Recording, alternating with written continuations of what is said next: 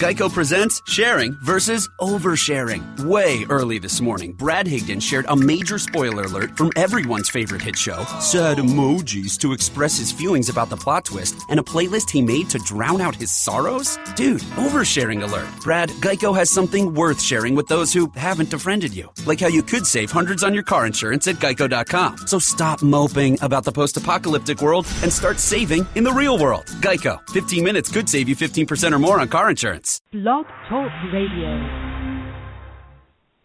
Good evening, America. It is election night, and we're going to bring you news and commentary with a dose of conservative common sense.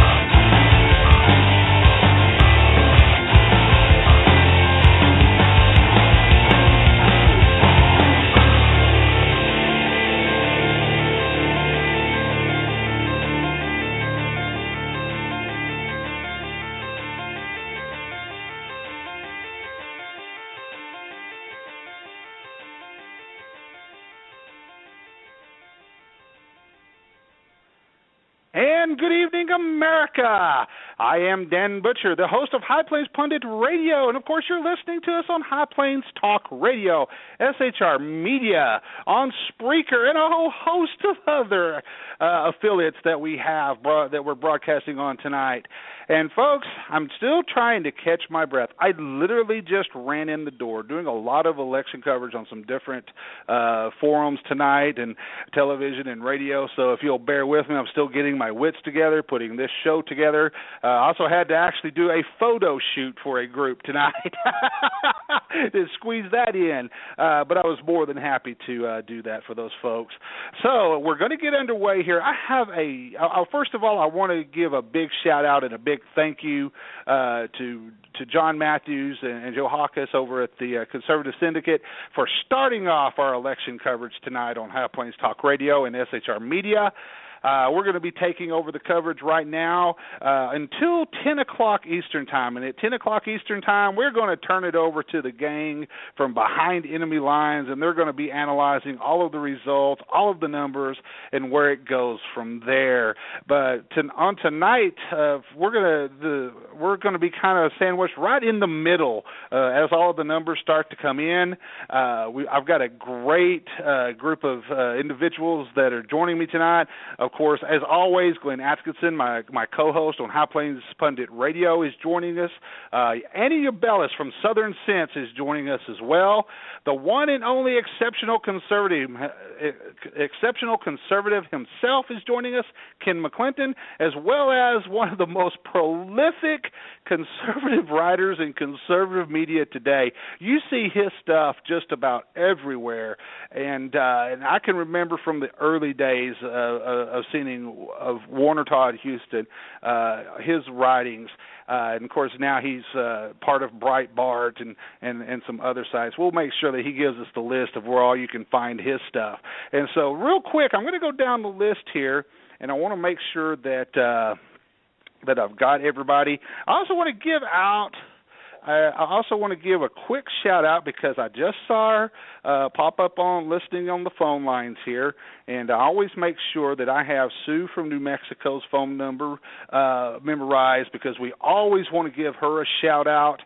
She does a lot of great work promoting conservative shows, spreading the word out on Twitter and other forums. So we want to give a big shout-out to Sue and say thank you for everything you do. And as always, Sue, you're invited to join us. Just press 1 if you want to come on the air. I want to remind everybody, just like when I do my normal show, the phone lines are filling up. We have 50 phone lines. I have 49 filled. So I'm glad that all of my guests tonight have called in ahead of time. We have one available phone line, and guess what, ladies and gentlemen? That last phone line was just taken. But if we do have one in and you'd like to join in our conversation tonight, the area code is 516-666-9908. Once again, that area code is 516-666-9908.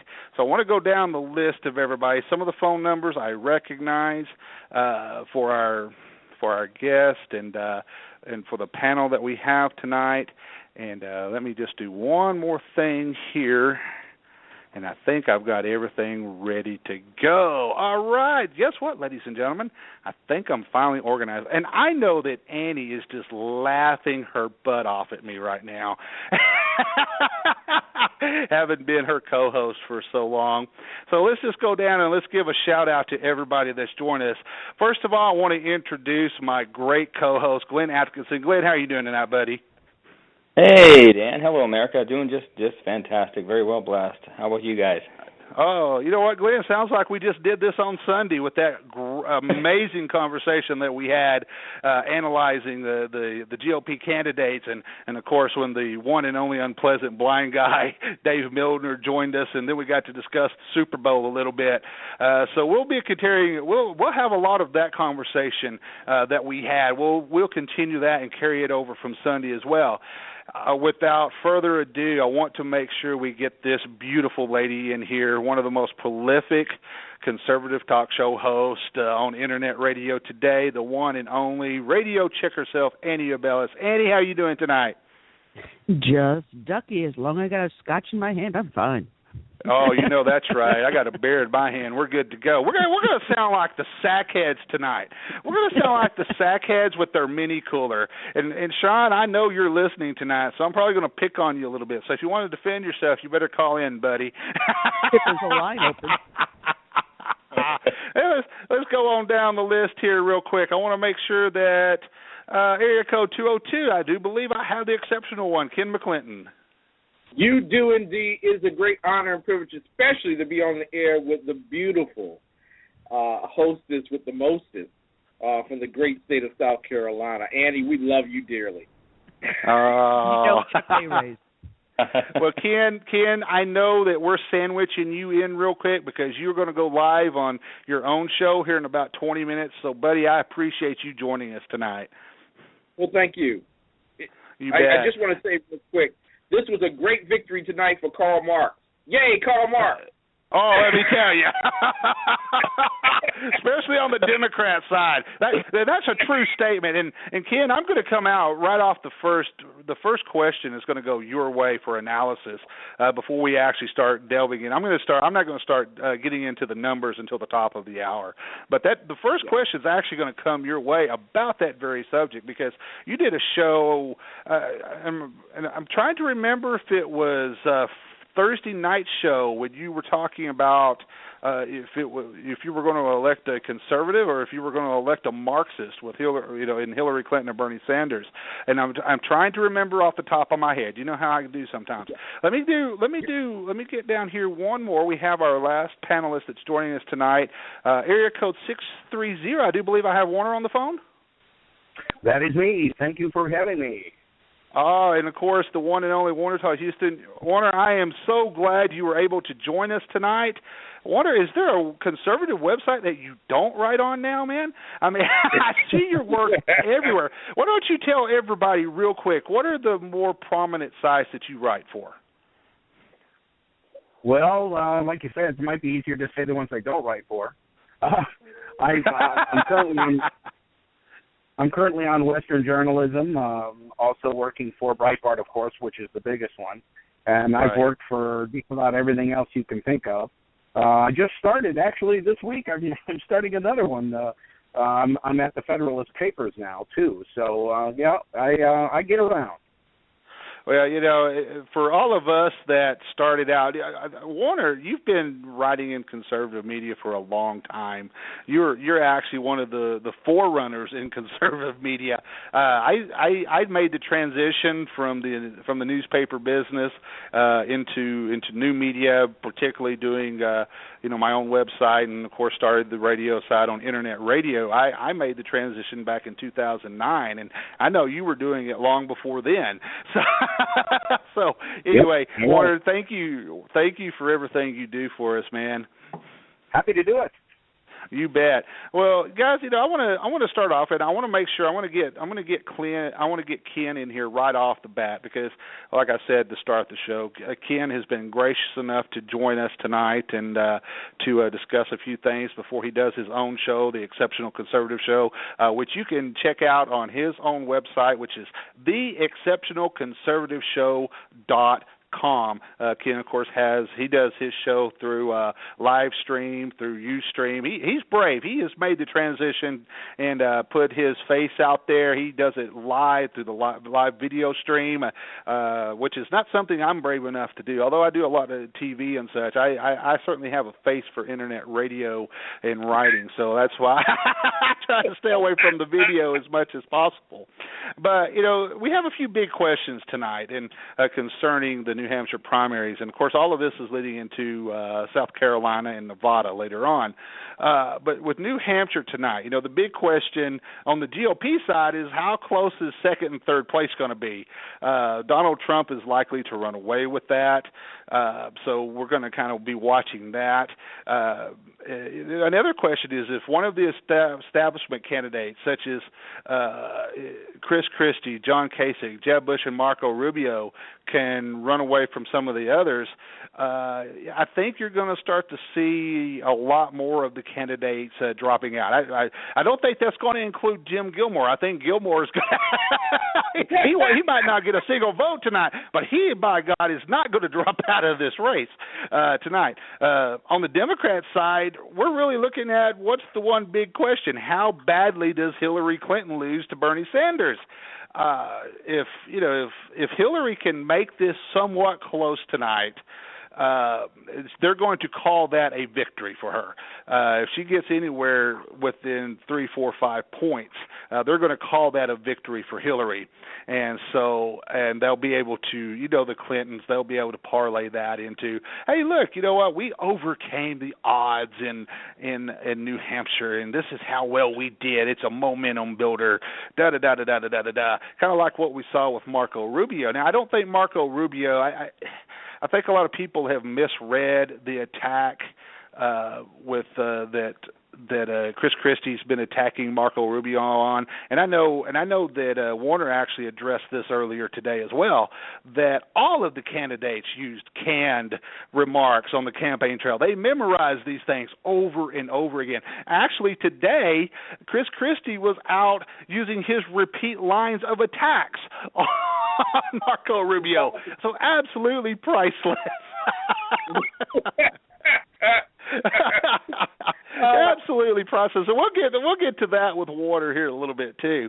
The Democrats voting today were less apt to say they felt betrayed by their party or express anger with the federal government. Republicans, about 3/4 said they were worried about the economy. About 4 in 10 said they thought life for the next generations of America would be worse than life today. About 9 in 10 said they thought the nation's economy favored the wealthy. And this is all on exit polling stuff. Voters in both the Democrat and Republican contests were more apt to say the candidates' position on the issues were central to their vote and say their choice rested on personal or leadership qualities. Economic issues topped the list of issues in both contests, which is kind of surprising because at one point, immigration reform seems to have gotten buried on the GOP side of the aisle. So I think that's something that's going to have to start being addressed a little bit more as well. For the Democrats, the economy and jobs ran evenly on income equality, with about 1/3 citing each as a top issue, while the Republicans, 3 in 10, cited the economy, about 1/4 each government spending on terrorism. kind of where we're starting to get to some of the questions, and I'm going to come to Clint, and I'm going to come to Ken real quick on this one. And Ken, there has been a lot of noise about Hillary Clinton, working to close the gap with Bernie Sanders in New Hampshire, but the polls don't show it, and a heavy turnout probably isn't going to help her. If Sanders wins by 12 to 15 points or more, it's a big momentum booster that makes him very competitive in Nevada. A single-digit win by him, I put it basically at 5 points or less, is a moral victory for Hillary Clinton, and it's going to keep the Democratic race very, very close. Now, after the photo finish that we had in Iowa and what looks likely to be a loss in New Hampshire, the former, Clinton is, she's looking to take stock of her campaign. She was actually we heard some news reports today that the Clintons are very unhappy with the way that their campaign is going, and that they are actually looking at making some changes in their campaign. She's losing the economic message, a message she would be winning given the decade of that the Democrats claim to have reinstilled upon the American people. You hear the Obama administration touting this number and this number, but I think all of us here on tonight know that is not actually the case. When you get out and actually visit with the American people and you actually hear what Donald Trump is saying, Ted Cruz is saying, that's the main difference between the Republican candidates and the Democrat candidates. The Democrats are saying what they think the people want to hear. The Republicans are saying what the people are actually saying. So that kind of comes, to me, that kind of comes to you now, Ken. If Hillary Clinton loses tonight to Bernie Sanders, and I'm talking in a big way, does that change the entire dynamic on the Democratic side of things? Does that put Hillary Clinton? Does a loss tonight really put Hillary's campaign on notice, and does it really put them on their heels to where they have to really refocus and change their entire campaign? She's already relaunched her campaign twice, Ken. Yeah, she has more grand reopenings than Bob Burgers on Cartoon Network. Now, one of the big stories I want to, before I give my commentary there, one of the big stories is Vermin Supreme may outscore Martin O'Malley, who is already beaten by total right ends. So congratulations. Exactly. But in all sincerity, I really hate the narrative that people are pushing that if someone comes in third or if someone comes in second, then they're the winner.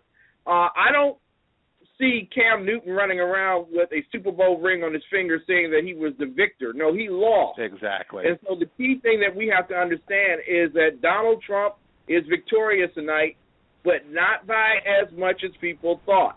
Okay? John Kasich is going to score heavily. But the big surprise tonight is that Ted Cruz is third.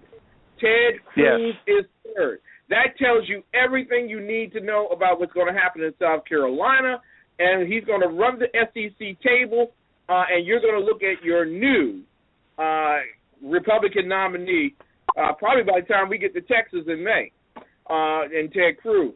And then let me just go to Hillary Clinton. If we could play taps right now, we should. It does not help that Hillary gets the notice, the formal notice in the Hill paper today that the FBI is investigating her specifically. So I think that is a bigger disaster for her. And after tonight, you're going to start hear rumblings from 1600 Pennsylvania Avenue about Joe Biden reconsidering entering into this presidential race and campaign, and you may see Joe Biden at the beginning of March on the campaign trail, because I don't think Hillary's going to make it after the FBI investigation.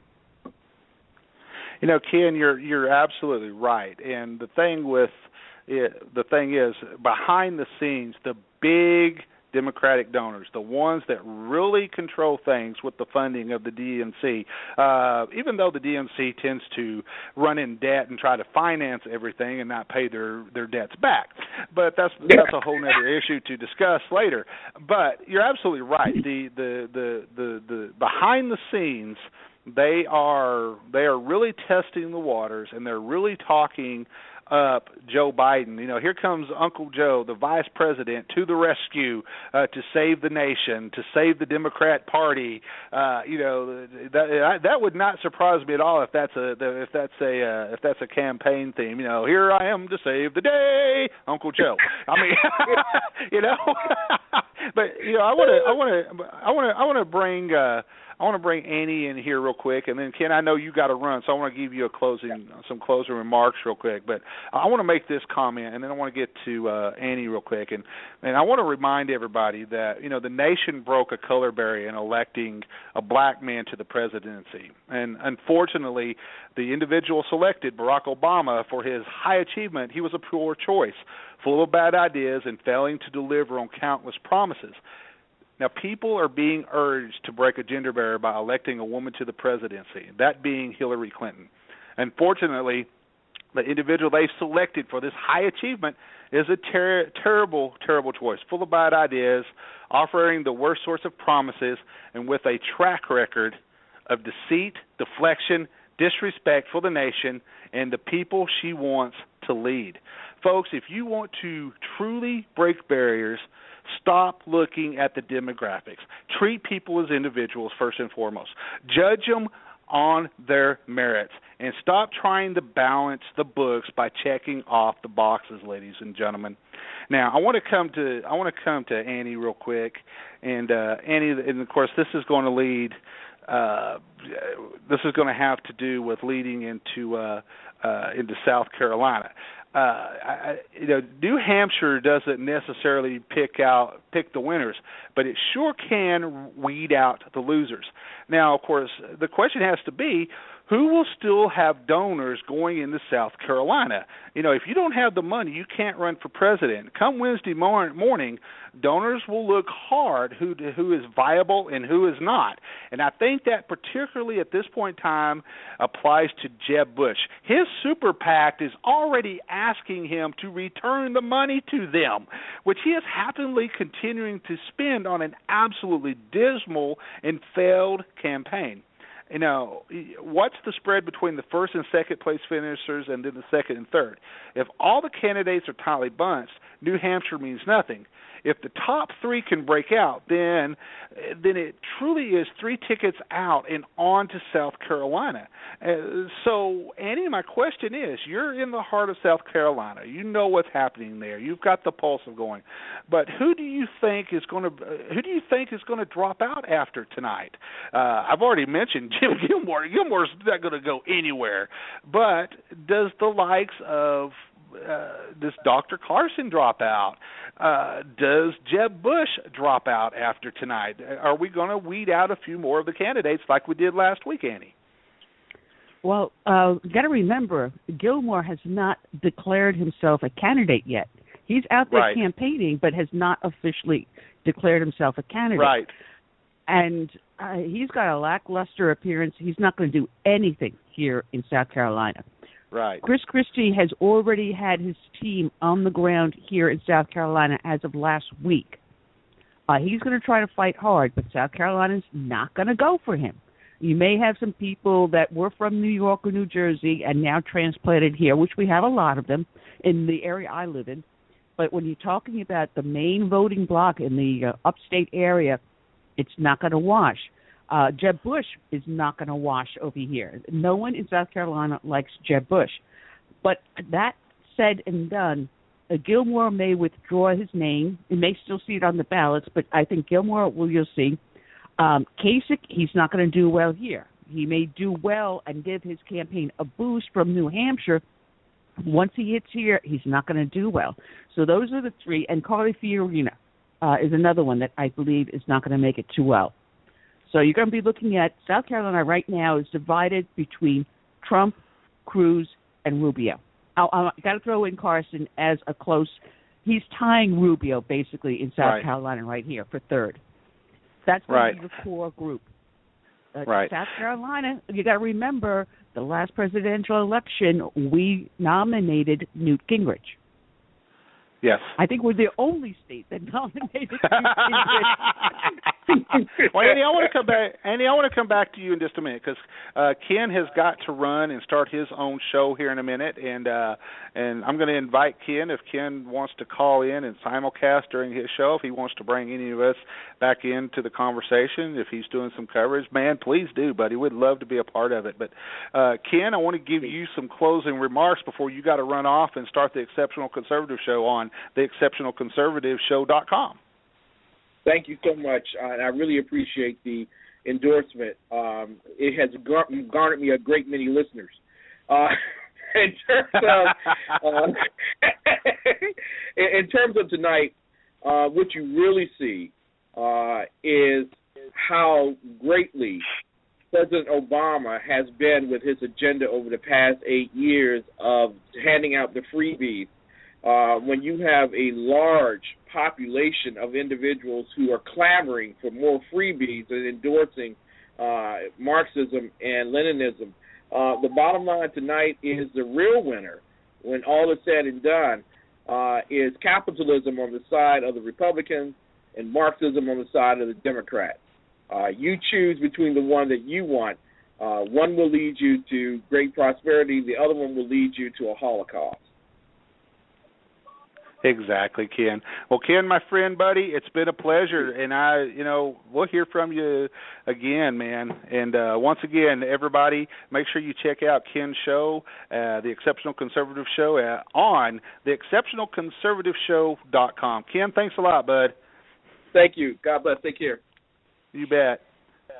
Okay, before we get to, I'm gonna bring Warner in here just a second. But Sue from New Mexico has raised her hand and wants to come on the air.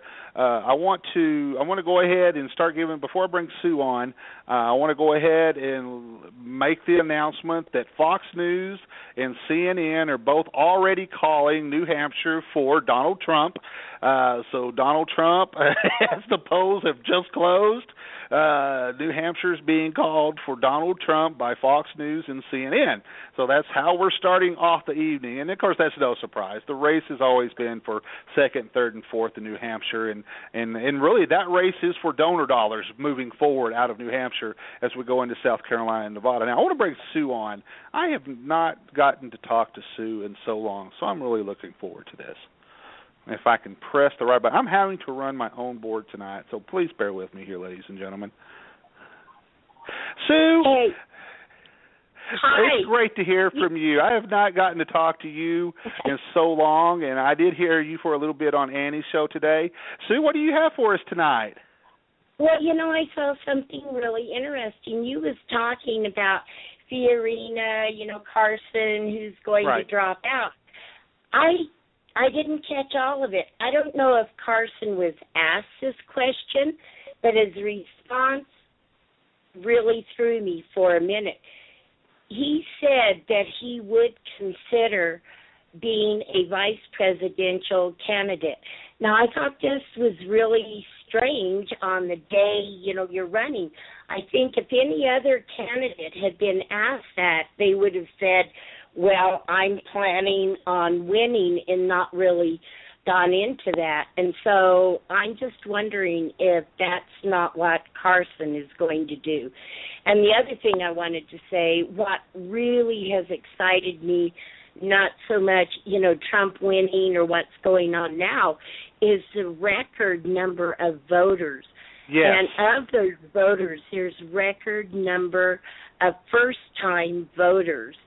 And, all my life, and especially since I've been voting, I've never seen anything like this. And I think it's a really positive step for our country. Exactly, Sue. Exactly. I want to bring Sue. I'm going to go ahead. Would you like me to leave your mic on so you can continue jumping in if you want?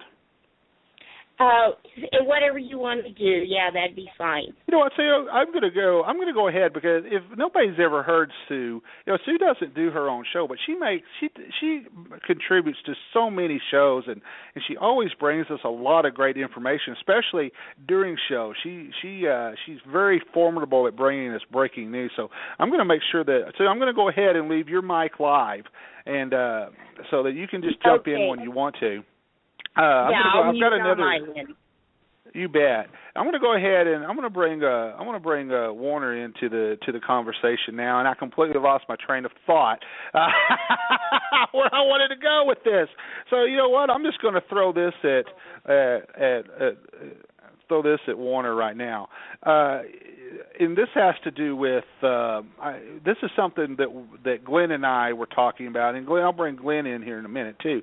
One thing that we were talking about, and something that Sue touched on, was the number of first-time voters coming out, and they're not voting for Democrats. They're voting for Republicans, and I wrote an article the other day about that. I think that there is a youth movement taking place in the GOP. A lot of people have made a lot out of a lot of the young millennials that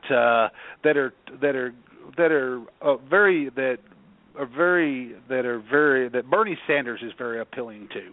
Now, those are the millennials that I think, those are the ones that have not really entered the real world yet. They're still in college. They haven't gotten a job. They haven't bought a house. They haven't started a family. I am finding now, Warner, that a lot of the millennials that are attracted to, whether you like them, all of the candidates out there, there's something that we all like about, there's something some people like about Trump, other people hate Trump. People love Cruz, they hate Cruz. They love Rubio, they hate Rubio. We can look past that discussion right now. But something that Donald Trump, Marco Rubio, and Ted Cruz are all three doing, they are bringing millennial voters to the GOP by the droves. These are folks that either the Democrat Party here recently is no longer the Democrat Party. It's no longer the Democrat Party of John F. Kennedy. This is now the Democrat Party has turned so far to the left. It's now the progressive socialist leftist party is what it really is. And these are folks that used to vote either Democrat light or they kind of straddled the fence right in the middle. But now the GOP is very appealing to them. And these are the millennials that all of a sudden have discovered that, once I get a job, I start a family, I have a baby, I have a mortgage, capitalism is not such a bad thing. A free market society is not such a bad thing because I actually have to work for stuff, and it's very rewarding, Warner. And we are seeing that, and I think we're seeing that in New Hampshire tonight. Am I off base on that? Well, I mean, first of all, we have to look at Iowa, too, because Iowa had a huge influx of new voters, and almost all of them were headed toward the GOP side of the aisle. So it isn't just New Hampshire we're talking about tonight.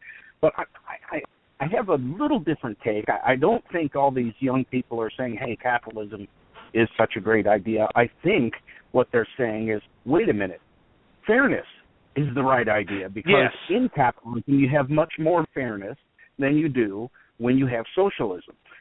These people get out of their colleges, as you say, they get their jobs and they have their families and they begin to pay taxes, and they start saying to themselves, hey, wait a minute, I worked hard to get here.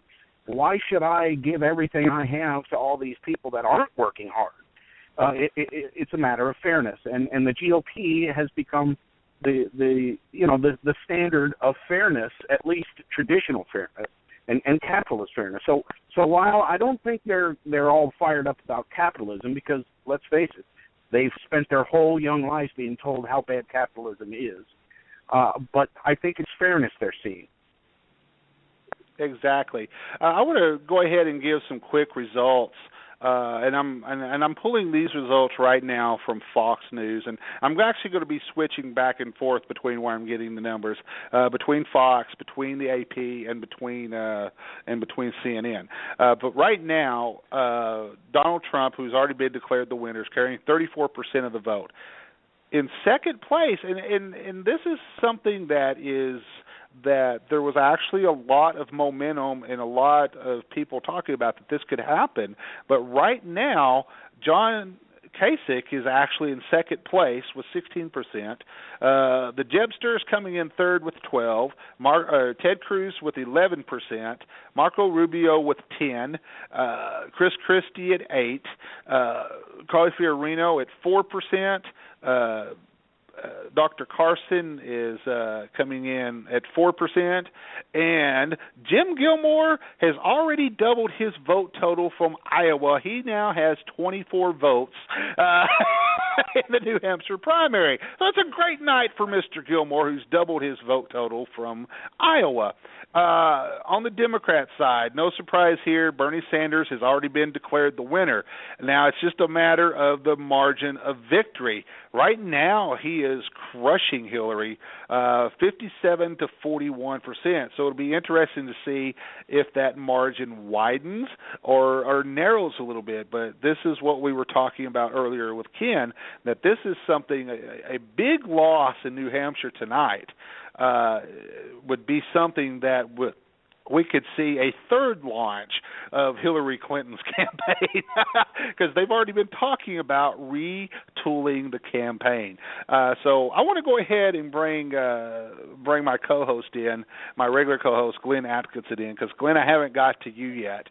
So, Glenn, what are your initial thoughts tonight on what we're seeing in New Hampshire, buddy? Well, I'm seeing Donald Trump doubling everybody else here. I think it's awesome, to be honest with you. But you were talking about the millennials and more like that, and I think it's very interesting because I could see this, and I'm sure all of us can agree. I could see a lot of, Donald Trump has really played a big hand into this election as far as bringing people out of the woodwork or the silent majority, if you will. And even if they're not voting for him, they're bringing them out. He's bringing them out, and it's like it's a wake up for America here. So he's done a lot of good. Whether he does become the nominee or not, he's made everything just so much sweeter and so much more exciting for everyone in America, at least the Republican side. And he's bringing over Democrats too. So I think he's done a lot more than people are giving him credit for. Andy, I'm going to come back to you on this, and this is something that's really going to pertain to Bernie Sanders as to whether he's just a spoiler candidate or is he an actual legitimate, viable candidate for let's face it, the Socialist Progressive Party of America now. So we have to consider this when Ted Kennedy and Bill Bradley ran, they wounded the Democratic frontrunners during the primaries by, sapping support from key constituencies. Ralph Nader did as well. In 2008, Barack Obama, like Sanders, started out as a long-shot candidate, but he put together a national strategy and political operation designed to win. Now, Sanders' limited ground game and political operation beyond New Hampshire and his non-answers to foreign policy questions during last week's debate undercut the argument that he's capable of winning in a general election and serving as president. I have already stated we could put any of the GOP candidates up there. We may even be able to put Jim Gilmore up there, and we would take I think we would take 49 to 50 states against Bernie Sanders. I really feel that. That's why I just jump up and down and lick my chops if we were to run against Bernie Sanders. I still think we're going to have a great showing against whoever they throw out there, whether it's Hillary or Bernie. But if Bernie Sanders absolutely crushes this tonight, and he crushes Hillary tonight, we've already been talking about her having, the Clintons are very upset with the way this election is going, and they have nobody to blame but themselves. They had nobody to blame but themselves in 2008 when she lost the nomination to Barack Obama when she was the heir apparent to be the first woman elected president, to break that glass ceiling. So are the Democrats on the verge of actually making a socialist their their candidate, Annie? My fervent prayer is hell no. What I'm going to predict, though, is that Hillary will drop out. She's got the superdelegates in her corner, and I think, if you remember correctly, 2 weeks ago, I believe it was, Warner could probably verify what I'm thinking is correct. She sat down with Obozo in the White House and had a powwow. And I honestly believe that powwow is, if you get indicted, if this investigation gets to that point where you are in total jeopardy, take your delegates and throw them behind crazy Uncle Joe. So Uncle Joe is going to jump into the race. He's going to end up with Hillary's delegates, and Uncle Joe will then knock out Bernie Sanders. That's my prediction. But I want to go back to Trump because Trump is a phenom. Yeah, he is saying things that people want him to say. But should he become the nominee and then become president, he is going to have more of the media jumping on him. He's going to have more threats of impeachment than George W. did. They're going to go after him tooth and nail. And Donald Trump will prove to be a rhino if he gets in there. But he's going to be one that the public is going to love because, once again, should he be nominated and elected, it would be another American Idol election. I want to bring Warner into this real quick, and this is something can I just say something to Warner? Warner, please do. Warner, please check your email. I sent you a my bad, my fault email to you. Okay. Now let me. Is this something akin to sliding a note in class? Yeah.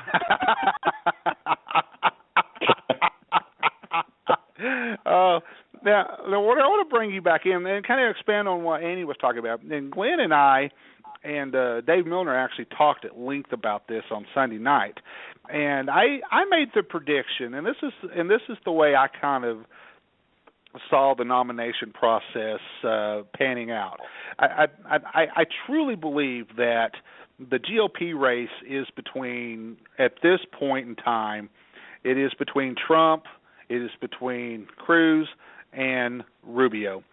I think all of the other candidates are non-factors, especially after the March primaries. We'll definitely be down to those three. And I made the prediction that if Trump is the nominee, he will be a one-term president. And that comes into play. I think he would go into – he's also a guy that it's all or nothing. He is not going to settle to be vice president. He is running to become president.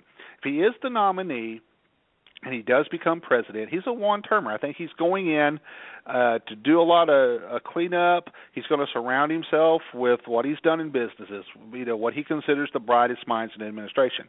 And that's where I still think – that in the end, if Trump is the nominee, I think that Ted Cruz will be the vice presidential nominee, and they will try to set that up to have 12 years of a Republican in the White House, like we did with Reagan and like we did with Bush, and so that's kind of what I see happening there. If Cruz ends up being the nominee, which I think the race is kind of between those two now, we can see what happens with Rubio later on. If Cruz becomes the nominee, I still think we're looking at the likelihood of a female vice presidential candidate, and I think Nikki Haley's at the top of that list. Susana Martinez, although I know when I mentioned that name, I bet I just made Sue's skin crawl when I mentioned Susana Martinez's name. But yes, you did. I know, but she's in that list. Carly Fiorina is in that list as a female vice presidential candidate. And then let me finish this thought, and I'm going to turn it over to Warner for his thoughts. On the Democrat side, I don't care who the nominee is. If it's Hillary, if it's Biden, if it's Bernie Sanders, the vice presidential nominee is going to be Julian Castro. End of discussion on that one. And I think that whoever is the Democratic nominee, whether it's Bernie, whether it's Hillary, it's a one-termer because they are grooming Julian Castro to be the future of the Democrat Party / Socialist / Progressive Party. That is who they want to actually eventually become president of the United States.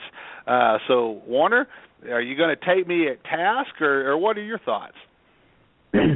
Holy mackerel, you got a lot of speculation there. Well, that's what we do. That's what we do on election night. When we throw the scenarios out there. And, and a lot of this stuff is, we can kind of look back on track record of past elections and say, okay, well, this is the way this is played. This is the way this is played. You and I have both been covering politics. I've been covering politics for 30-plus years now in my journalism career, and we both know about all of the deals that, as we're talking right now, deals are being made behind the table, behind the scenes, behind closed doors by both the Democrats and both the Republicans going forward. And these deals having to do with donors, just potential tickets, what have you. There's probably even deals being made for certain people to drop out. It's no coincidence that Huckabee and Santorum, dropped out, and then they made and then Santorum made his his support and endorsement of Marco Rubio. I think you can also say that we saw the results of some sort of deal at the debates the other night when Christie suddenly became the Rubio attack dog. Yes. I'm almost positive that was a deal that Christie made with somebody for something to suddenly turn on Rubio that way. As to the Democrats, I agree with you. They really do want Julian Castro to be the face of their party. He's young, he's Hispanic, and they are really looking for someone like him, if not him, to fill that position. But they are currently in the worst position in history with trust. There was a recent exit poll tonight that showed among Democrats that for Democrat voters that prioritized honesty, Hillary lost 93 to 5%. I mean, that is astounding. I mean, usually in these type of things we're talking 60, 70, 50% in those, but 93% of voters who prioritized honesty on the Democrat side now said they didn't like Hillary. And this is where they stand. And it's just horrible. So I can understand why a lot of people are speculating about Biden, continuing to speculate about Biden getting into the race. The woman is just not working. Every place you look, there's stories of her imploding and stories of her about to be indicted. And I don't think I've ever seen a candidate that's supposed to be the front runner have as much bad publicity in the history of politics. Have you? I haven't, but here's the thing, Warner, too, and I'm gonna make this remark and then give some more numbers real quick, and because we're starting to see something a little startling happen tonight on some of the results coming in New Hampshire, but.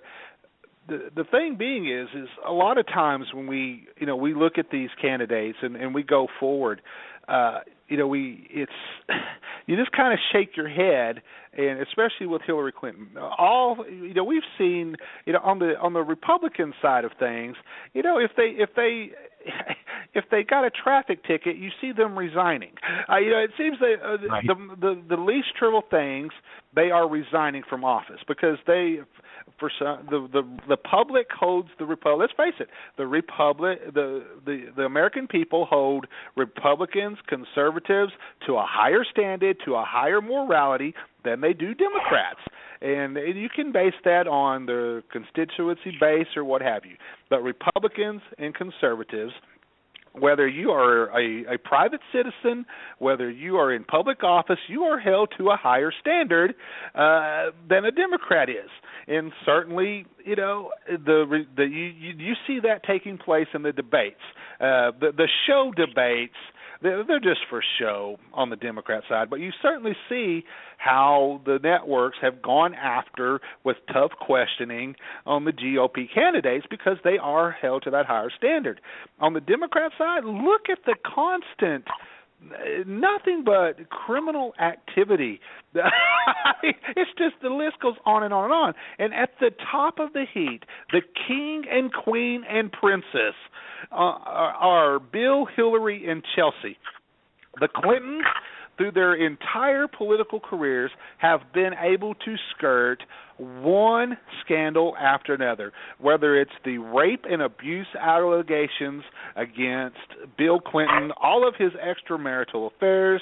On Hillary's side, the way that she has, in the early days when Bill was the face of the party, the face of the Clintons, the way she protected Bill, covered up all of his improprieties, all of his affairs, standing by her man, so to speak. I think that does more. I think that's a travesty to women for what she has done in propping him up and covering up all of the stuff that he has done. They have a marriage of convenience. You're talking about all these young people that are coming out to the polls, and right. It's a pure fact of the matter that these young people don't have the fealty to the Clintons that the Democrats Bingo. of the 90s and early 2000s did. So a lot of these young people on the Democrat side are saying, well, why are we married to Hillary? I mean, even Bill doesn't want to be married to Hillary, so why are we married to Hillary? Yeah, especially that's why so many of them are going Sanders. Especially young millennial women. They look at Bill Clinton as a dirty old man. And they look at Hillary Clinton and ask the question, why the hell did you stand up for this jerk? And so now, right. But I think now, a lot of people were thinking that Benghazi would be Hillary's downfall. I still think there's a lot to Benghazi that Hillary and the Obama administration as a whole have to answer for. But I don't think that is that's the smoking gun. The smoking gun still has to do with two things. Number one, the way that Hillary Clinton, and it is open now, the Obama administration has admitted that some of the emails that Hillary was forwarding and had on her private server, these emails are of classified information that are too classified, that could actually damage national security if they're released, and that's something to really look at. The other thing that is still there is, and I think this is going to come back. I think we're going to eventually have an indictment with Hillary concerning the email scandal. I think that's also going to open up a door for an investigation into the Clinton Clinton Foundation, which my own research, my own personal opinion, the Clinton Foundation is nothing more than a money laundering operation to fund the lifestyle of the Clintons. And it's Hillary Clinton. All of the evidence is there that she used the State Department as a front to secure money and speaking engagements for the Clinton Foundation. She used the State Department to funnel the money to the Clinton Foundation, and Chelsea is just as culpable in all of this. She is a person that should not be underestimated. She has her mother and father in her, and she's just as formidable as her mother when it comes to certain things. I think that's going to be the eventual scenario. If we do get an indictment for the email scandal, that's going to open a door for a massive flood to investigate the Clinton Foundation and all of the money and all of the speaking engagements. The $600,000 speaking engagement that Hillary did for Goldman Sachs, et cetera, et cetera. How was all of this arranged? Who did what? Who did this?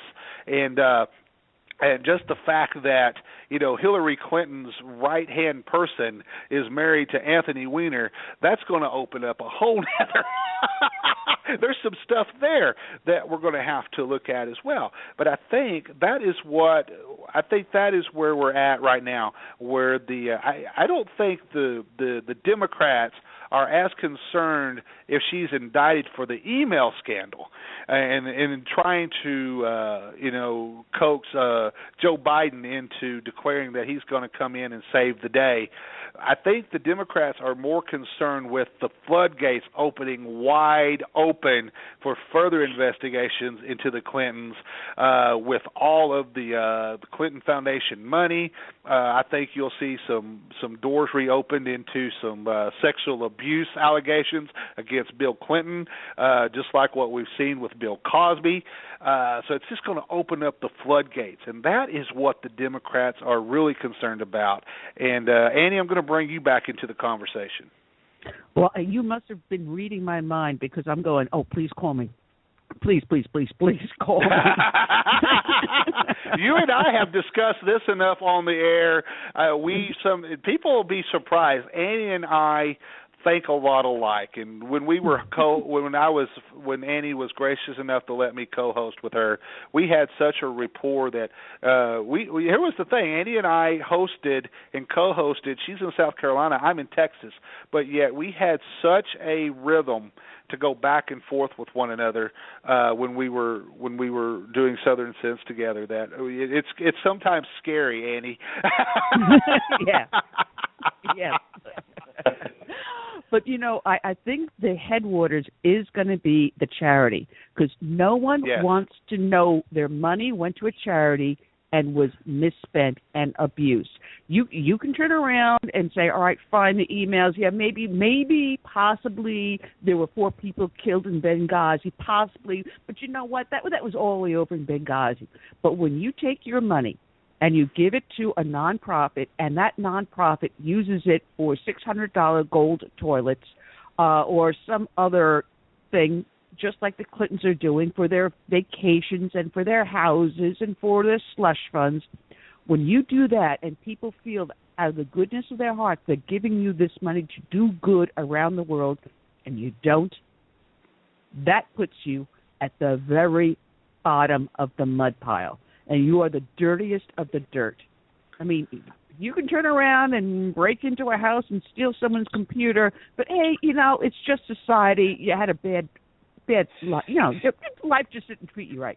But when you're ultra rich and you run a charity and you use that charity as your personal income and slush fund, people get angry. And then when you reveal as Secretary of State, you used that fund and your position as Secretary of State to garner favors, such as uranium going to Russia, things like that, then the American public gets angry. And I think that is the whole thing that's going to blow up in her face, far worse than the emails. Can I? Please, Sue, jump right in. Yeah. I find what Annie said is really interesting. Trump has been slammed for giving to the Clinton Foundation, and his statements on it was exactly what Annie said. But, I just got to get this in. You did mention Governor Martinez. I don't see a woman as being a vice presidential pick.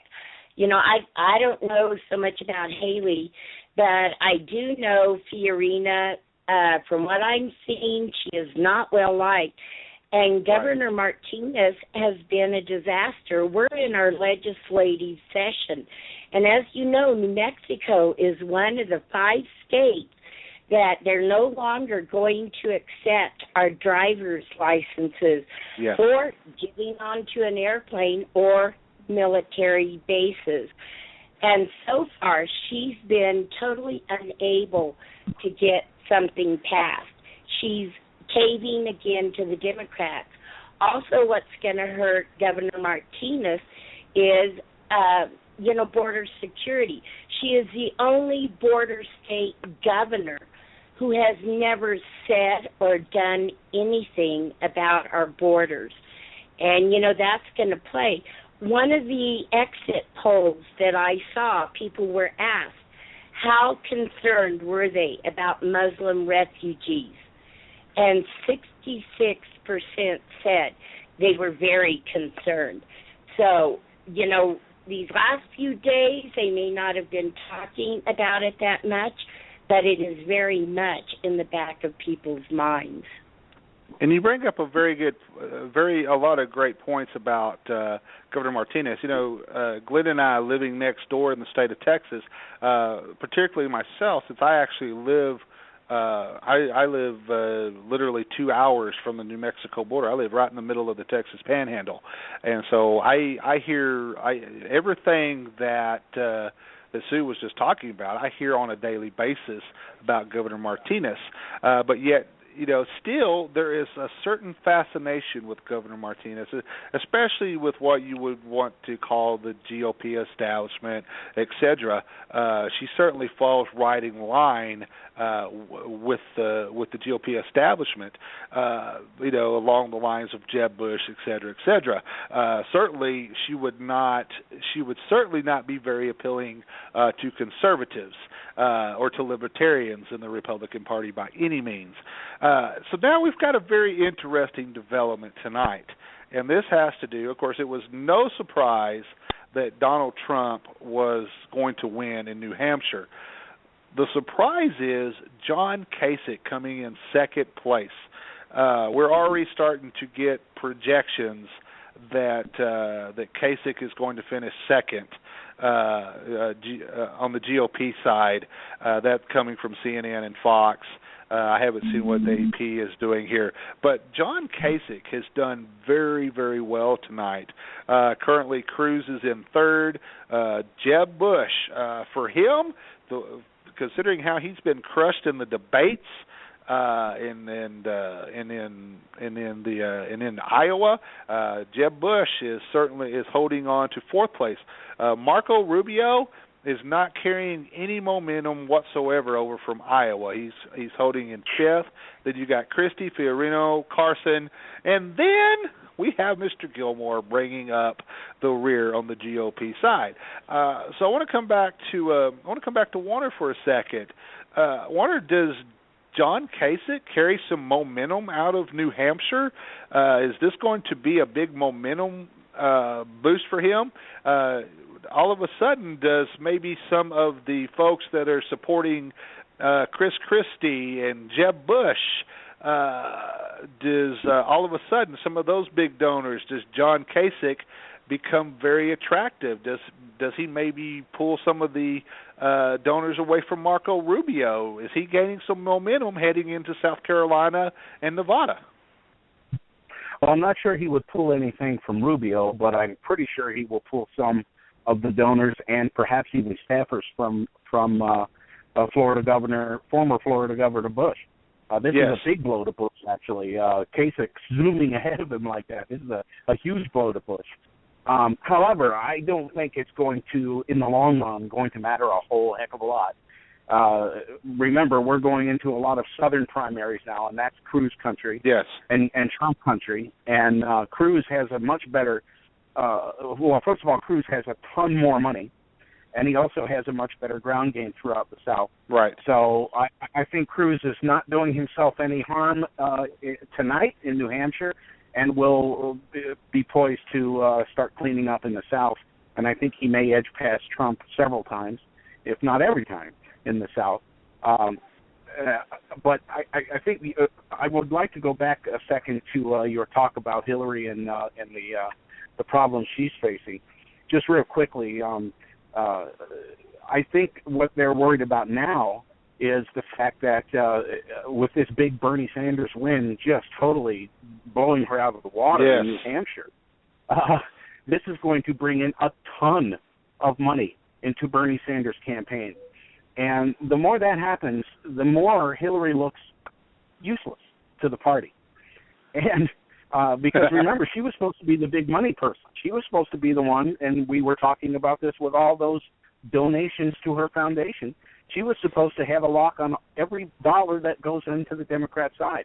And if Bernie gets a huge bump in cash on this, the Democrats are going to start looking actually seriously at him, and I don't think they are yet as far as the party goes. I don't think the party is seriously looking at Sanders, but if he gets a ton of cash from tonight, they will, and that will lead toward Hillary being a little bit more irrelevant, and then that will open the door for these indictments and more FBI scrutiny. So I think that this is a cascade that could end up leading to, just as you were saying earlier, Uncle Joe jumping in at the last second to try to save the Democrat Party. Exactly. Just to give everybody an update, Sanders now has a 59% to 39% lead over Clinton. Now, the way the delegate split would happen, since there's only two candidates, he only gets one more delegate than her. He would get 13, she gets 12. But that's not really the issue. The issue has to be, just like what Warner was talking about, it has to be dealing with momentum and what's happening behind the scenes as far as the donors and where the money is going. And that really, and I know Bernie Sanders concerns a lot of the Democrats who, even though as a whole, I still think the Democrat Party has made a sharp turn to the left, but they still are smart enough to know that in a general election that Bernie Sanders is unelectable. Even though Hillary is turning to the left, she still, if she's the nominee, she is electable simply for the fact that, the Democrats are carrying the momentum from electing the first African-American president.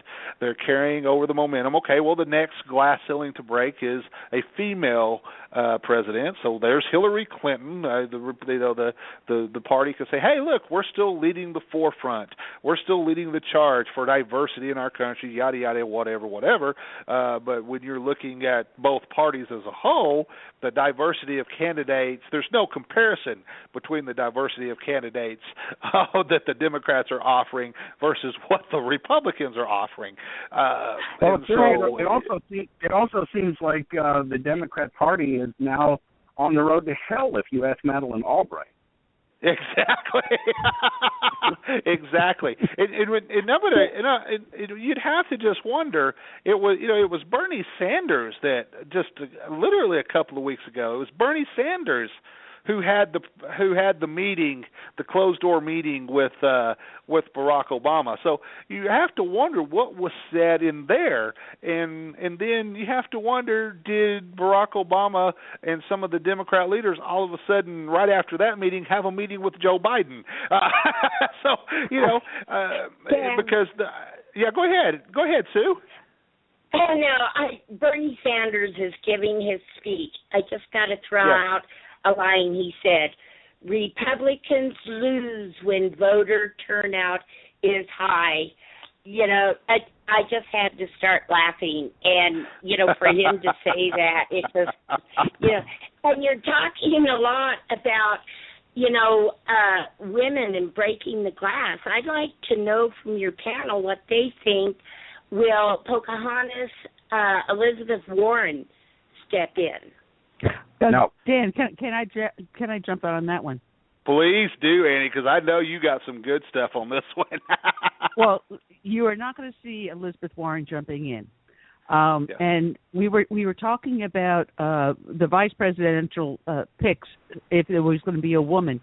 I do not see Suzanne Martinez being the vice presidential pick.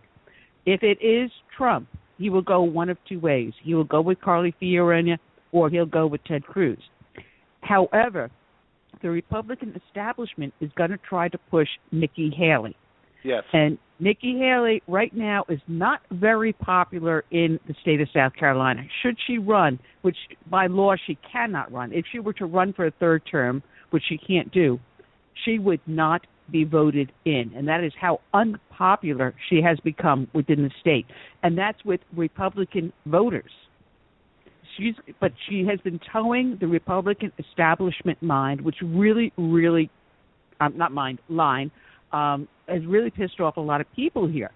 Going for tax increases, going for several other different things she was doing here in the state. It's going to be a hard thing should she become the vice presidential nominee. If that is true, if you have an establishment candidate like Jeb Bush being nominated, he would take Nikki Haley, which would turn around and make extremely low voter turnout.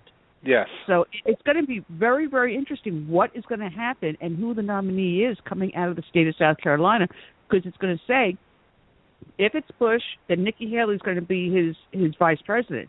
If it's Trump or Cruz, then we know what we're dealing with. It's going to be a very, very interesting race coming up February 20th. Let me throw this at Warner real quick, and this has to do with obviously, we're in agreement that as we're heading into the stronghold of the Republican Party, which is the South, Cruz is going to do very well. Trump is going to do very well. Now, obviously, the state of Ohio is going to come into play, and I want to before I do this, I want to come back to Sue's comment about what Bernie Sanders said about the voter turnout. The only reason that Mitt Romney is not concluding his possible second term as president right now, his first term as president, is in running for re-election, is because we had millions upon millions of Christian voters that did not turn out and vote, that are going to turn out and vote this time, especially if Ted Cruz or somebody like the likes of Mark. I even think the Christian voters will come out if Marco Rubio is the nominee, especially if Cruz is. Now, I want to come back to Kasich for a minute. Kasich had said if he did not do well in New Hampshire tonight, he was going to go home to Ohio and stay there. He was going to stop his campaign. Now, moving forward, does Kasich kind of if he continues to do well coming into some of the more southern states, if he can hang around third or fourth place, steal some thunder away from Bush, Christie, Fiorino, maybe even Rubio, does Kasich make the argument that he should be the vice presidential nominee with either Donald Trump or Ted Cruz, just on the mere fact that the Republicans are going to have to carry Ohio to win the White House? My personal opinion is they do not win the White House without Ohio. And Kasich, like him or not, he is very popular in Ohio. So does he, if he continues to finish strong, doesn't have to win, it just stay in the middle of the pack, does he make the argument, especially with some money getting behind him, that he should be the vice presidential nominee, Warner? Well, that's a good question. I have to tell you that I don't see John Kasich taking that role. I don't think he has the temperament for a vice presidential position. So I don't think he would take the position even if it was offered him. He's a governor. I think he would bide his time and think that he would be in a stronger position to make another stab at the White House itself, the top seat, right, at a later date. So I even if he continues to do well, I don't think he's going to do well enough to be a huge factor in the long run.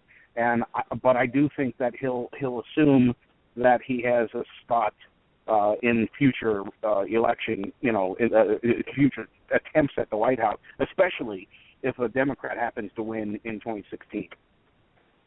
And I want to throw this. I'm going to throw this comment out here real quick and get some opinions from everybody. Of course, Bloomberg, former mayor of New York, is making some noise about throwing his hat in the ring as a potential independent run. If by some chance Hillary Clinton is indicted and she has to drop out of the presidential race, and then Joe Biden announces that he is going to run for president on the Democrat side, and of course immediately I think all of the Democrat support would jump to him. I think Bernie Sanders would lose a lot of his support if Joe Biden was to jump into the race. What is the potential of, at that point, and I'm just speculating on Bloomberg. I don't really think he's going to launch, but I think there is a high probability that if Hillary is indicted and Joe Biden jumps into the race, that Bernie Sanders, who has always ran as an independent, although he caucuses with the Democrats, and he's running for president as a Democrat, I think that he would think that he has enough momentum to make a third-party run, which I think would just be devastating to the Democrats, just like if Bloomberg was to jump in. Yay. So So exactly. So I'm going to start. I want to get Glenn back into the conversation, and then let's just kind of go. We got about 17 minutes left before we're going to kick it over to Gene and the guys behind enemy lines. So I'm going to start. I want to get Glenn back in now. For everybody that knows, Glenn, just to remind everybody, Glenn offers a very unique perspective, especially on immigration. If everybody's listened to him, to my interview with him, to Kim's interview with him, to Annie's interview with him, everybody knows that Glenn tried to immigrate. It is continuing to immigrate to the United States. It was actually arrested which was held in jail for 90 days. On something that eventually they said, oops, sorry, our bad. You didn't actually do anything wrong. Our fault. Sorry about throwing you in the slammer for 90 days. But here was he was trying to immigrate from Canada, doing it the legal way, was thrown in the slammer through no fault of his own, through a government absolute snafu, BS. You could make the list going on. So he offers a real unique perspective on everything that he sees taking place, especially dealing with what we need with as far as immigration reform. It's a prime example. We have to deal with illegal immigration, but we got some issues dealing with legal immigration as well that we have to address. So Glenn always offers a very unique picture when he's looking at this stuff. So I want to turn to Glenn, and then I want to come back to, and if y'all want to comment on what I was just talking about, so we've got 15 minutes left. If you just want to comment on what we're seeing overall in the races, we're just going to kind of go around the table. We're going to start with Glenn, then we'll go to Annie, then I want to bring Sue back in, then we'll bring Warner back in after that. But let me give you the numbers real quick on the updates of what we got. Of course, Trump has been declared the winner in New Hampshire. He currently has 34% of the vote with over 34,000 votes. Kasich has been declared in second place in the GOP primary. He currently has 16% of the vote, almost 16,000 votes. Cruz is in third with 12%. Bush is in fourth with 11%. Rubio 10%. Christie 8%. Fiorino is sitting at 4%. Carson is at 2%. And, of course, Jim Gilmore has had a very successful night since he has more than doubled his vote total from Iowa.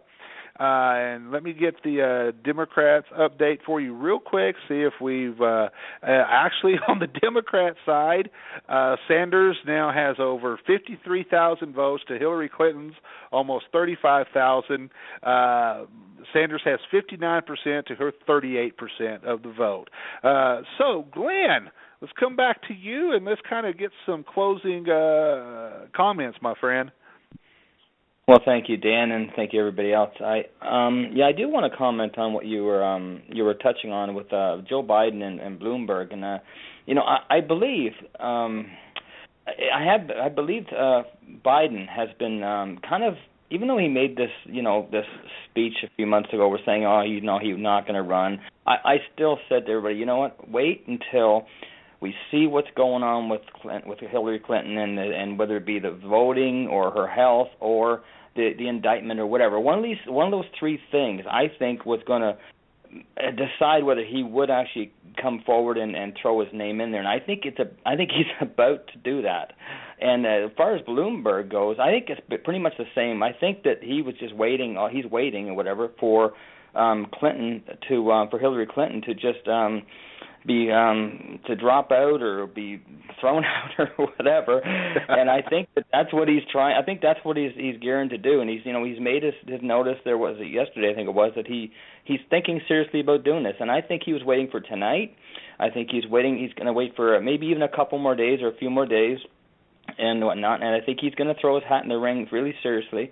And it's I think that's what it's come down to, is they want to have their at least in their own, the Democrats' brains, they want to have their cards stacked, and I think I think even though he's an independent and whatnot, I don't know whether it's going to really overall effect, the big picture, I think it's going to make people think a lot about what he's doing and whatnot. But anyways, I don't believe that he's going to actually go too far in it myself. I really don't. It's just I don't know his whole thoughts of everything, but I do believe that he's been waiting for Clinton to either drop out or basically along the lines of Joe Biden. They just want to have more people so they can actually basically take away from Sanders and whatnot. That's if Clinton's gone, that paves the way for them to obviously get some votes over from Sanders now. And so like you mentioned, maybe who knows if Sanders is a plan for this all to happen. I mean, behind the scenes, these people are making deals and making things that are going on. And I don't know, I made a post the other day or yesterday or whatever it was. I think they're all actors. Just kidding in a sense, but I do. I really think there's a lot of acting going on in a sense, because there's so much stuff going on behind the scenes that we really don't know 100%, but you hear it from the insiders and whatever, and they do say some of these things that there are obviously some truth to it. So, it's just one of those things that I think that that's why Biden and Bloomberg and you know what, there's going to be probably another one or two more Democrats that are going to throw their hat in the ring. I believe too. I don't know who exactly, but I have some thoughts, and I'm not really going to at liberty to say right now. But I do believe a couple more. But anyways, that's my thoughts on that. So I think I'm glad you brought that up, and I'll hand this back over to you. I'll make a quick comment real quick about actors.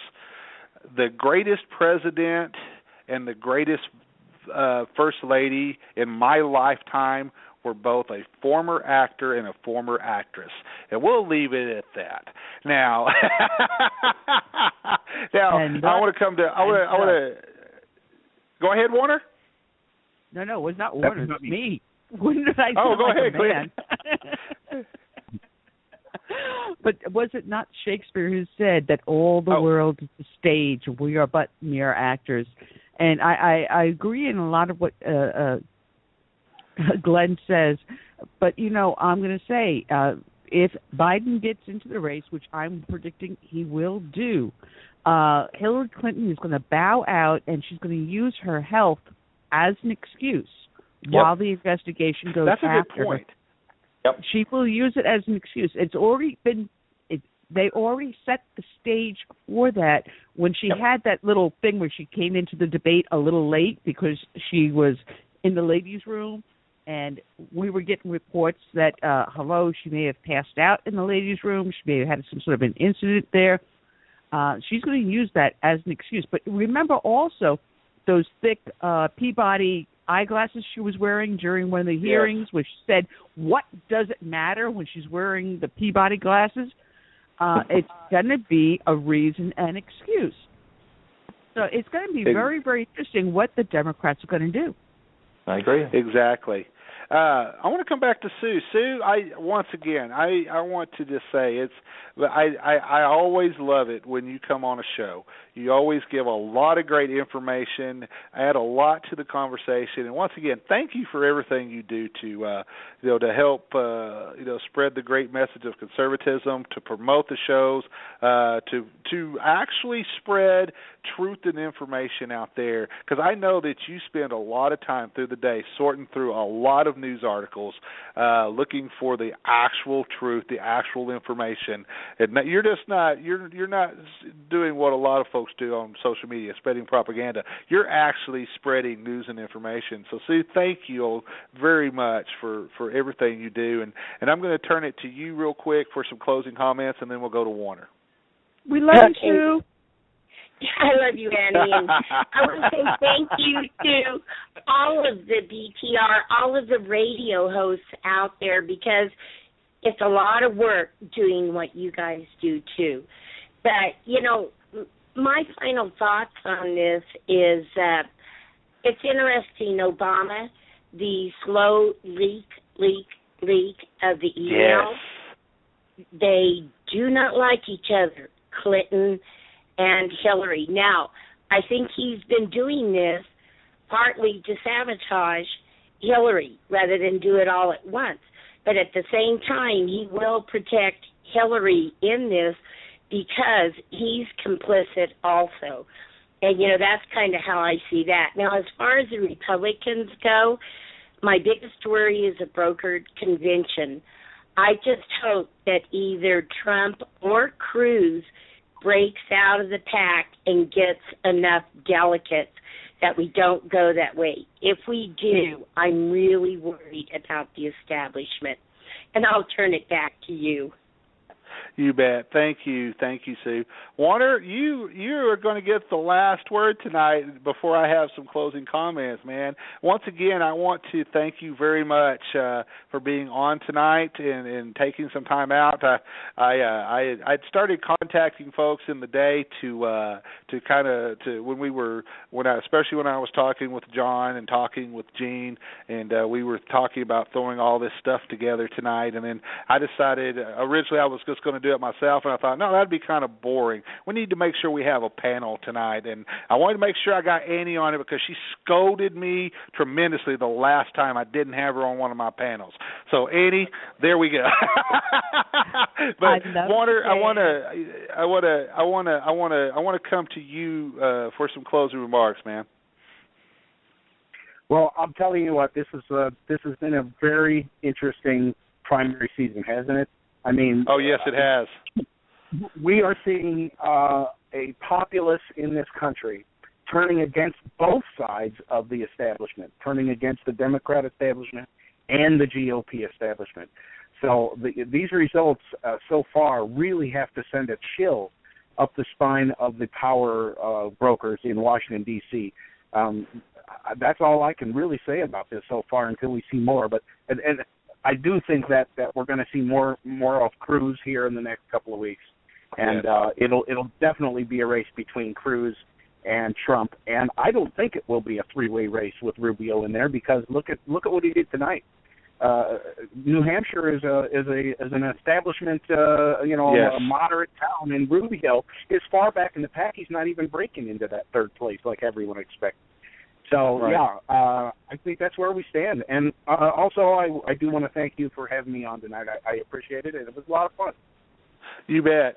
Well, I have to agree. I think what's going to happen here is that I think after March, definitely, and I would even say maybe after South Carolina and Nevada, we might be down to a two-man race for the GOP nomination. Definitely after the March primaries, we're definitely going to be down, just like what Warren was talking about, down to a two-man race between Cruz and Trump for the GOP nomination. I think that's just a foregone conclusion at this point. It's just what other people are vying for behind the scenes and seeing what they can get in the way of administration posts and stuff like that, moving forward, roles in the campaigns and such. I think that's kind of what we're looking at there. Folks, it's been a really, really great discussion tonight. I always love doing these type of shows, doing these type of programming for all of our listeners, all of our readers. This is what I want to end with tonight, folks, is that I want to remind everybody that if you don't take part in the election process, you're part of the problem, not part of the solution. So make sure you get off of your butt, get up off your couch, get involved, go take part. Go take part in the election. Cast your vote. Otherwise, you have nothing to complain about. You got to be part of the solution, not part of the problem. Know what's going on with your kids. Know what's going on with your schools. Know what's going on with your community. But just be involved. And it starts with something as simple as casting a vote, ladies and gentlemen. Well, I want to thank Annie. I want to thank Glenn. I want to thank Sue. I want to thank Warner. Remember, you can catch Annie on Southern Sense Talk Radio. Her show airs every Tuesday and Friday on my home network at High Plains Talk Radio. We actually play her show every Saturday and Sunday. It's part of our great weekend lined up on SHR Media.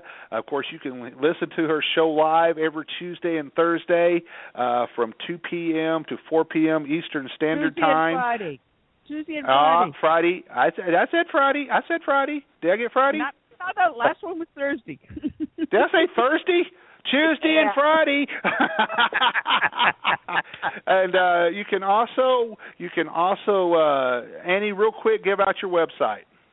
It's the name of the show, Southern Sense. Put a dash in the middle, southern-sense.com. Real easy. I always want to make sure. I always forget where she's put the hyphen in on her email address. And of course, you can catch Glenn alongside me every Sunday night on High Plains Talk Radio, on our home network at High Plains Talk Radio, SHR Media. You can catch us on Spreaker. We got a whole host of other affiliates that we're going to start letting you guys know about that we're already on, that we are broadcasting on tonight. I'm like Annie. I can't remember them off the top of my head, so I always tell everybody, just visit the website and check them out. Also remember to check out and follow Sue from New Mexico on Twitter. And you know what? All you got to do is Google Warner Hughes' name, and you can catch him at a website near you. More than likely, he is on your favorite conservative website. Once again, ladies and gentlemen, you have been listening to our election coverage on High Plains Talk Radio, on SHR Media, on Spreaker. Oh, it's been a fun night, and I'm all out of breath.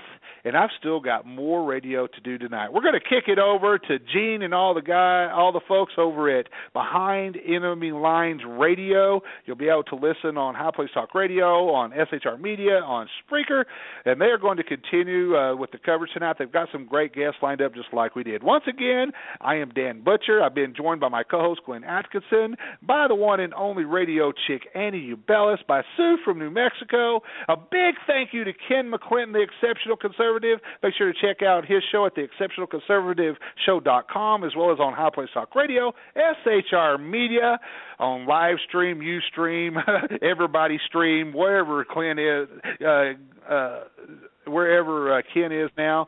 And also a big, big thank you to Warner Houston for joining us tonight. Folks, I am Dan Butcher. Make sure to check out my website, High Plains Pundit, at hppundit.com. Folks, I will be back again with you this coming up Sunday night on High Plains Talk Radio at 9 p.m. Central Standard Time, 10 p.m. Eastern Standard Time. Thank you, and God bless. We'll be back with you same time, same place on Sunday. Warner, call me. I will. So much.